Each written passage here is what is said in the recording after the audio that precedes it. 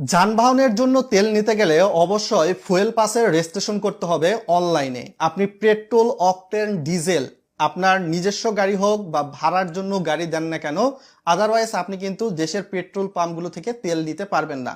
ইতিমধ্যে নওগাঁ জেলায় কিন্তু এটা চালু করা হয়েছে, সামনের 7 দিনের মধ্যে দেশের 64টা জেলায় চালু হচ্ছে। এজন্য প্রথমে আপনাকে আপনার ফোনের ব্রাউজারে চলে যেতে হবে।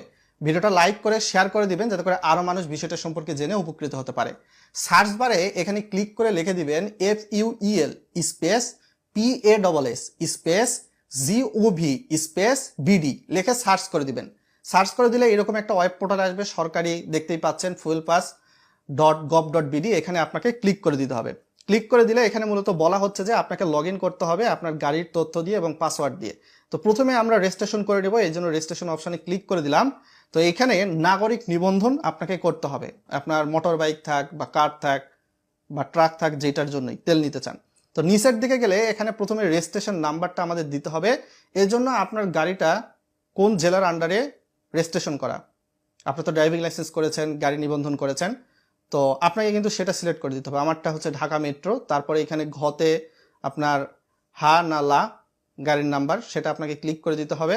তার পরবর্তীতে যে রেজিস্ট্রেশন নাম্বারটা রয়েছে সেখানে এখানে আপনাকে দিতে হবে। এবং আপনার গাড়ি যদি নিবন্ধিত না থাকে তাহলে কিন্তু আপনি তেল পাবেন না ভাই, এটা হলো মূল কথা পাম্প থেকে। তারপরে এখান থেকে আপনার গাড়ির চ্যাসিস নাম্বার, এটা আপনার ড্রাইভিং লাইসেন্সে থাকবে বা নিবন্ধন যেটা সেটাতে থাকবে, সেটা দিয়ে দিবেন। তারপর গাড়ির ইঞ্জিন নাম্বার লাস্টের 4টা দিয়ে দিবেন ইংরেজিতে। তারপর আপনার যে এনআইডি কার্ড, সেই এনআইডি কার্ডের নাম্বারটা কিন্তু এখানে দিতে হবে। আমি সিকিউরিটি পারপাসে অনেক ইনফরমেশন দেখাতে পারতেছি না। তো দিয়ে দেওয়ার পরবর্তীতে আপনি নিচের দিক থেকে উৎপাদনের আপনার বছর, আপনার গাড়িটা কত সালের উৎপাদন হয়েছে, এটা কিন্তু আপনার হয় যে গাড়ি যেখানে নিবন্ধন করেছেন ওখানে লেখা থাকবে, না হলে আপনার ড্রাইভিং লাইসেন্সে। তো আপনি সেটা সিলেক্ট করবেন বছরটা। তারপরে এই যে যানবাহন যাচাই করুন, এখানে আপনাকে ক্লিক করে দিতে হবে। এবং আপনার গাড়ি যদি BRT এর রেজিস্ট্রেশন না থাকে তাহলে কিন্তু এখানে কোনো তথ্যই আসবে না, আর আপনি তেলও পাবেন না। তো এই জন্য ড্রাইভিং লাইসেন্স থেকে শুরু করে গাড়িটা নিবন্ধন থাকা কিন্তু অবশ্যই জরুরি।